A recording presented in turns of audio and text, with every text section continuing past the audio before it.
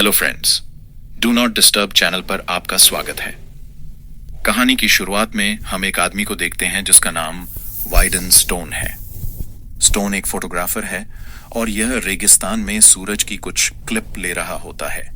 वह यहाँ कुछ और वीडियो लेने आया था और उसके बाद उसे वापस अपनी कार तक पहुंचना था जो उसने थोड़ी दूरी पर पार्क की थी। तभी यहाँ इस सुनसान जगह पर उसे एक बच्चा दिखाई देता है। स्टोन समझ नहीं पाता कि यह बच्चा यहाँ कैसे आया, क्योंकि इस बच्चे के साथ कोई और नहीं था। तब यह बच्चा बताता है कि वह यहाँ खो गया है और वह उसे उसी दिशा में ले जाने लगता है जहां मेरे मम्मी और पापा गए थे।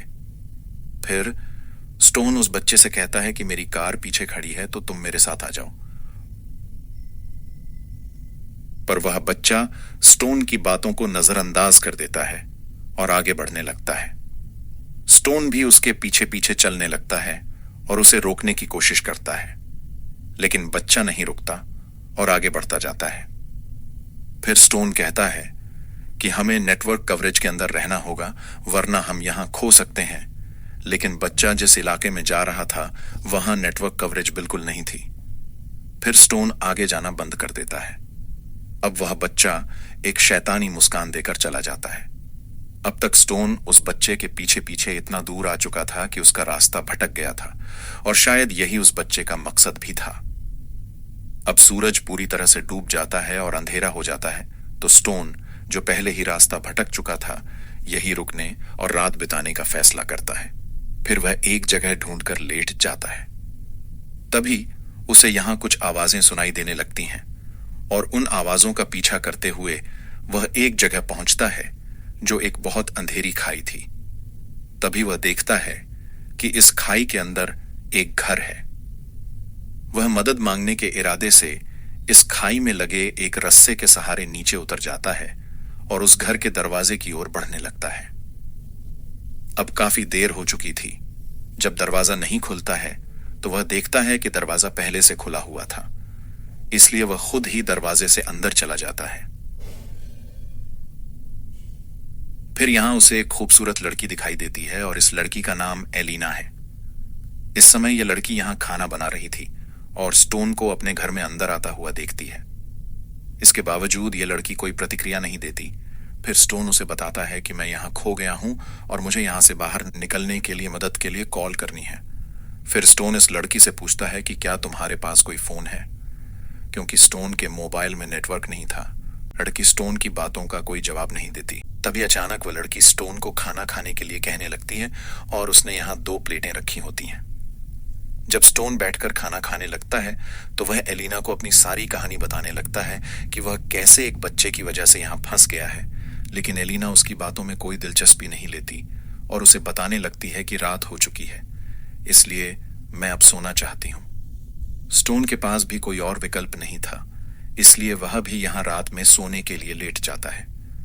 तभी एलिना उसके सामने ही अपने कपड़े बदलने लगती है और स्टोन उसे देख रहा होता है।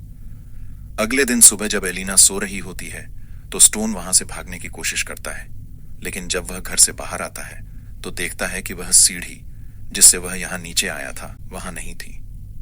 यह जगह बहुत गहरी थी और इसके चारों ओर बड़े बड़े पत्थर थे और इस गड्ढे के पार बहुत बड़े पत्थर और चट्टानें थीं। इस जगह से बाहर निकलने का कोई और रास्ता नहीं था। जब एलिना बाहर आती है तो स्टोन उससे पूछता है कि वह सीढ़ी कहां चली गई जिससे मैं रात में यहां आया था, लेकिन पहले तो एलिना उसे कोई जवाब नहीं देती। फिर जब स्टोन बार बार पूछता है तो वह बताती है कि शायद उन्होंने इसे हटा दिया होगा और कभी कभी वे सीढ़ियां लगाते हैं और फिर हटा लेते हैं। अब स्टोन उनसे सवाल करने लगता है कि आखिर यहां और कोई नहीं रहता, लेकिन एलिना फिर भी उसे कोई जवाब नहीं देती। इसके बाद स्टोन उन लोगों का इंतजार करने लगता है जिनका जिक्र एलिना कर रही थी। फिर स्टोन अपना समय बिताने के लिए तस्वीरें खींचने लगता है। अब तक दोपहर हो चुकी थी और वहां कोई भी सीढ़ी नहीं आई थी। स्टोन खुद ही इन चट्टानों पर चढ़ने की कोशिश करता है, लेकिन जैसे ही वह इन चट्टानों को छूता है उसके हाथ जलने लगते हैं, क्योंकि ये चट्टानें ज्यादा गर्मी और धूप के कारण बहुत गर्म हो चुकी थीं। धीरे धीरे रात हो जाती है और स्टोन को एक और रात यहां गुजारनी पड़ती है। अगले दिन भी जब कोई यहां नहीं आता तो स्टोन एलिना के घर में जाता है। वह वहां से एक डंडा और कपड़ा लेता है और उस डंडे की मदद से सभी चट्टानों पर चढ़ने की कोशिश करता है। इस तरह वह आधी चढ़ाई कर लेता है, लेकिन तभी ऊपर से कोई उस पर एक मरा हुआ मुर्गा फेंकता है, जिससे स्टोन का ध्यान भटक जाता है और संतुलन बिगड़ने की वजह से वह नीचे गिर जाता है। इतनी ऊंचाई से गिरने की वजह से स्टोन बुरी तरह से घायल हो जाता है और फिर वह बेहोश हो जाता है। इस तरह बेहोशी में रात बीत जाती है। जब उसे होश आता है तो वह देखता है कि गिरने की वजह से उसके अपने ही डंडे उसके पैर में घुस गए हैं। यह देखकर स्टोन जोर जोर से चिल्लाने लगता है। उसकी चिल्लाहट सुनकर एलिना वहां आती है। वह उसके पैर से लकड़ी को निकालती है और फिर उसे अंदर ले जाकर उसकी चोट पर पट्टी बांधने के लिए कहती है। इस तरह स्टोन के 2 और दिन गुजर जाते हैं। हर दिन वह बाहर निकलकर सीढ़ी को देखता है, लेकिन वहां कोई सीढ़ी नहीं होती। फिर एक दिन स्टोन बाहर आता है और जोर जोर से चिल्लाने लगता है। वह कहता है कि अगर पहाड़ की चोटी पर कोई है तो मुझे मदद करो, लेकिन जब वहां कोई नहीं आता तो वह एलिना पर बहुत गुस्सा हो जाता है और उससे पूछता है कि तुम लोग कौन हो और मुझसे आखिर चाहते क्या हो? तुम लोगों ने मुझे यहां क्यों कैद किया है? एलिना उसे बताती है कि वह उसकी देखभाल कर सकती है, उसे खाना दे सकती है और जो भी चीजें चाहिए सब कुछ दे सकती है। लेकिन स्टोन कहता है कि मुझे कुछ नहीं चाहिए, मुझे बस यहां से बाहर निकलना है और अपनी दुनिया में जाना है। तब एलिना स्टोन के पास जाने लगती है, लेकिन स्टोन उसे दूर रहने के लिए कहता है। वह उसे मना कर देता है और फिर एलिना वापस अंदर चली जाती है। अचानक कुछ लड़के वहां चट्टानों पर आते हैं और स्टोन से कहते हैं कि क्या हुआ, तुम क्या चाहते हो, तुम इतना हंगामा क्यों कर रहे थे? फिर स्टोन को देखकर बहुत गुस्सा आ जाता है और वह उन लड़कों से कहने लगता है कि बस किसी भी तरह मुझे यहां से बाहर निकाल दो। इसके बाद लड़का स्टोन की मदद के लिए रस्सी लेने चला जाता है। अब स्टोन को बहुत खुशी होती है, क्योंकि इतने दिनों बाद उसे बाहर निकलने की एक उम्मीद मिली थी। कुछ समय बाद वह लड़का रस्सी लेकर आता है और उसे नीचे फेंकता है। स्टोन उस रस्सी को कसकर बांध लेता है और फिर वे उसे ऊपर खींचने लगते हैं, लेकिन तभी अचानक वे बच्चे रस्सी खींचना बंद कर देते हैं और स्टोन को बीच में लटकाकर रस्सी को हिलाकर उसके साथ खेलना शुरू कर देते हैं। स्टोन जोर से चिल्लाता है और उनका सामना करता है, लेकिन फिर वह चट्टान से टकरा जाता है और चोट लगने की वजह से वहीं पे शांत जाता है। जिसके बाद शोर शराबा सुनक की अनीना घर से बाहर आती है और उन लड़कों को डांटती है। वह स्टोन को छोड़ने के लिए कहती है, लेकिन लड़के स्टोन को फिर से नीचे फेंक देते हैं। रात में स्टोन को होश आता है और वह फिर से यहां से निकलने की कोशिश करता है, लेकिन वह बुरी तरह घायल था और ठीक से चल भी नहीं पा रहा था। इस वजह से वह बाहर निकलने की कोशिश में फिर से गिर जाता है। तभी उसे देख अलीना उसके पास आकर समझाती है कि तुम इतनी आसानी से यहां से बाहर नहीं निकल पाओगे, इसलिए बेहतर है कि अपनी किस्मत को स्वीकार कर लो। अब स्टोन भी इस बात को मान लेता है और समझने लगता है कि अब वह कभी भी यहां से बाहर नहीं निकल पाएगा। फिर हम देखते हैं कि धीरे धीरे स्टोन और अलीना साथ रहने की आदत डाल लेते हैं और जो बच्चे उन्हें फंसाकर यहां लाए थे वे भी उन्हें जरूरी चीजें लाकर देते हैं। अब अलीना एक पत्नी की तरह स्टोन के साथ रहने लगती है। वह उसे खाना बनाकर खिलाती है, उसके कपड़े धोती है और उसकी जरूरतों को पूरा करती है। दोनों का शारीरिक संबंध भी बन जाता है और इस दौरान स्टोन खुद से सब्जियां उगाने लगता है।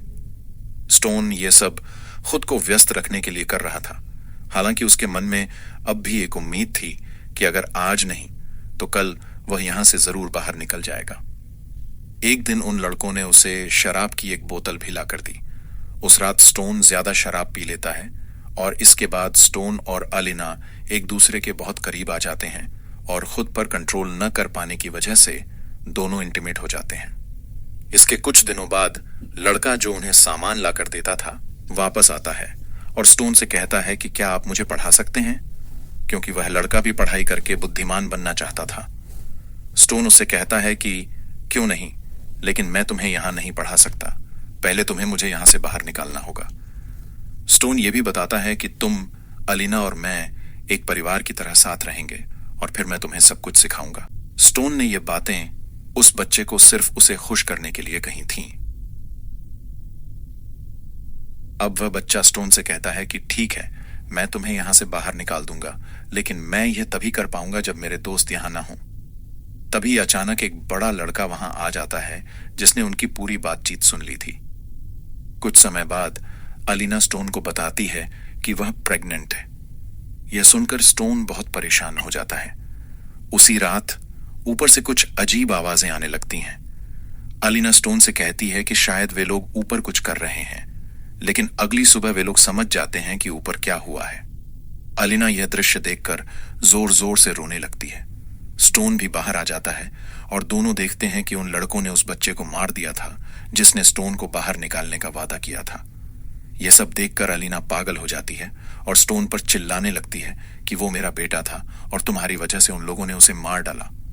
अगर तुमने मेरे बेटे से बाहर जाने के लिए न कहा होता तो शायद मुझे यह दिन नहीं देखना पड़ता। फिर अलीना एक लकड़ी के टुकड़े से स्टोन को इतनी बुरी तरह से पीटा जाता है कि उसकी शक्ल बहुत बदसूरत हो जाती है और फिर अलीना उसे एक पिंजरे में बंद कर देती है। इसके बाद हमें 2 महीने बाद का दृश्य दिखाया जाता है और स्टोन अब भी उसी पिंजरे में कैद है। अलीना उसे पिंजरे के अंदर ही खाना और पानी देती रहती है, लेकिन उसे बार बार बाहर नहीं निकालती। पिंजरे के अंदर लंबे समय तक रहने के कारण स्टोन पागल होने लगता है। एक दिन एक लड़की पहाड़ी के ऊपर से स्टोन को देखती है। स्टोन उससे मदद मांगने लगता है तो लड़की स्टोन की मदद के लिए पुलिस बुलाने जाती है। स्टोन को एक बार फिर से उम्मीद की किरण दिखाई देती है, लेकिन थोड़ी देर बाद लड़के उस लड़की को पकड़कर वापस ले आते हैं। वे उसे स्टोन के पास लाकर उसकी आंखों के सामने ही मार देते हैं। यह देखकर स्टोन बहुत दुखी हो जाता है और बहुत गुस्से में आ जाता है। फिर स्टोन को पता चलता है कि ऊपर एक पूरा कबीला रहता है और अब इस तरह 9 महीने बीत चुके। एक दिन स्टोन अलीना से कहता है कि कृपया मुझे यहां से बाहर निकाल दो। वह यह भी कहता है कि 9 महीने बीत चुके हैं और अब तुम्हारा बच्चा भी जन्म लेने वाला है, इसलिए तुम्हें मेरी जरूरत पड़ेगी। लेकिन अलीना कहती है कि उसने पहले भी खुद ही अपनी डिलीवरी की है और अब भी अकेले कर सकती है। आखिरकार वह दिन आता है जब अलीना को बहुत तेज लेबर पेन शुरू हो जाता है। जब वह अपने दर्द को कंट्रोल नहीं कर पाती तो वह स्टोन को डिलीवरी में मदद के लिए पिंजरे से बाहर निकालती है और उससे मदद मांगती है, लेकिन स्टोन साफ तौर पर मदद करने से मना कर देता है और जाने लगता है, क्योंकि उसने देखा कि आज वहां रस्सी की सीढ़ी लगी हुई थी जो संयोगवश आज ही वहां लगी थी। जैसे ही वह वहां से बाहर निकलने वाला होता है, तभी पीछे से उसे एक बच्चे के रोने की आवाज सुनाई देती है जो अपने आप ही पैदा हो गया था। स्टोन अपने बच्चे को देखता है, भावुक हो जाता है और उसे गोद में उठा लेता है। फिर अलीना अपने बच्चे को वापस मांगती है। स्टोन बच्चे को अलीना को दे देता है। यह बच्चा एक लड़की थी। अलीना यह देखकर कहती है कि मैं इसे खिलाऊंगी, इसे जरूरी बातें सिखाऊंगी और इसे बहुत प्यार करूंगी, और फिर एक दिन यह भी बड़ी होकर मां बनेगी और जिस लड़के से वह मां बनना चाहेगी उसे भी मैं इसी तरह यहां फंसा लूंगी जैसे मैंने तुम्हें फंसाया था। फिर अलीना स्टोन का बच्चे के लिए धन्यवाद करने लगती है। तभी पीछे से एक लड़का आता है और स्टोन का गला चाकू से काट देता है। इस बीच स्टोन की वहीं मौत हो जाती है।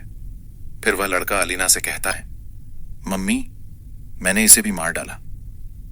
अंत में यह स्पष्ट होता है कि यह एक कबीला था जो लड़कों को फंसाकर यहां रखता था और उनसे बच्चे पैदा करवाता था। जब उनका उद्देश्य पूरा हो जाता था तो वे उस आदमी को मार देते थे और इस तरह अपने कबीले को बढ़ाते रहते थे। इसी के साथ कहानी खत्म हो जाती है।